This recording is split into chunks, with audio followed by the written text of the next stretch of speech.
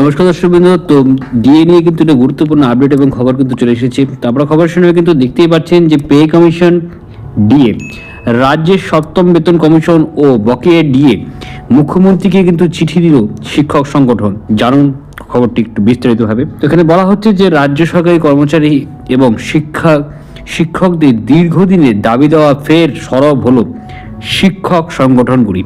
Unity ফোরামের পরে এবার শিক্ষানুরাগী ঐক্য মঞ্চে সরাসরি কিন্তু এবার রাজ্যের মুখ্যমন্ত্রী মমতা বন্দ্যোপাধ্যায় দ্বারস্থ হয়েছে। সংগঠনের সাধারণ সম্পাদক কিঙ্কর অধিকারী স্বাক্ষরিত একটি চিঠিতে কিন্তু রাজ্য সরকারি কর্মীদের বকেয়া মর্গ ভাতা অর্থাৎ ডিএ মেটানো এবং অবিলম্বে নতুন করে বেতন কমিশন গঠনে জোরালো দাবি জানানো হয়েছে।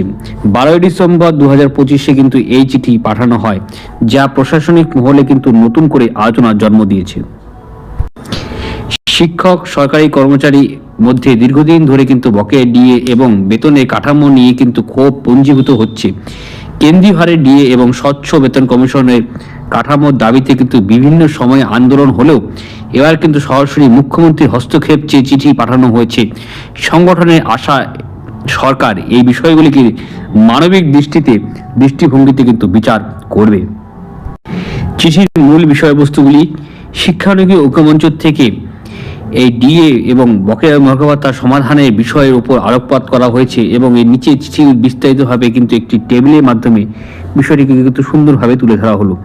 তো আপনারা বিষয়টি কিন্তু দেখতে পাচ্ছেন যে প্রতিনিধি কিঙ্কর অধিকারী সাধারণ সম্পাদক মাননীয় মুখ্যমন্ত্রী মমতা বন্দ্যোপাধ্যায় পশ্চিমবঙ্গ সরকারের তরফে চিঠিটি 12 ডিসেম্বর 2025 কিন্তু দেওয়া হয়েছে।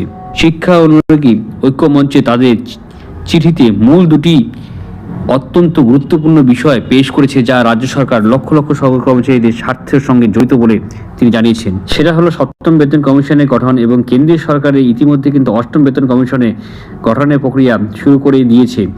এই পরিস্থিতি কিন্তু রাজ্যের কর্মীদের জন্য এখন সপ্তম বেতন কমিশন গঠন না হয় কিন্তু ক্ষোভ বেড়েছে রাজ্য সরকারি কর্মচারীর মধ্যে। চিঠিতে উল্লেখ করা হয়েছে যে অতীতে কেন্দ্র বেতন কমিশনের গঠনের পরে কিন্তু রাজ্য নতুন বেতন কমিশন গঠন করা হতো। সেই প্রথা মেনে অবিলম্বে কিন্তু রাজ্যের শিক্ষক ও কর্মচারীদের জন্য কিন্তু সপ্তম বেতন কমিশন গঠনের অনুরোধ জানানো হয়েছে।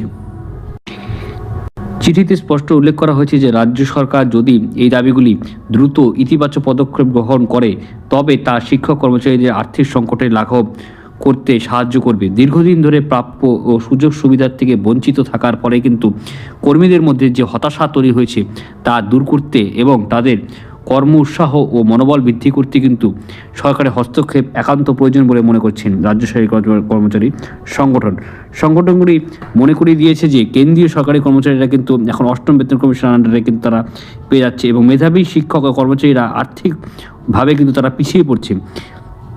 2025 সালের শেষ লগ্নে কিন্তু এই চিঠি কিন্তু সরকারের কতটা প্রভাব ফেলবে তা কিন্তু 2026 শুরু দিয়ে কর্মচারীরা সুখবর পাবে কিনা সেটাই এখন কিন্তু দেখার বিষয়। তো আশা করছি আজকে ভালো লাগলে লাইক শেয়ার করবে, সাবস্ক্রাইব করে পাশে বেলটা অবশ্যই প্রেস করে দেবে। জয় হিন্দ, বন্দে মাতরম। ধন্যবাদ ভিডিওটি দেখার জন্য।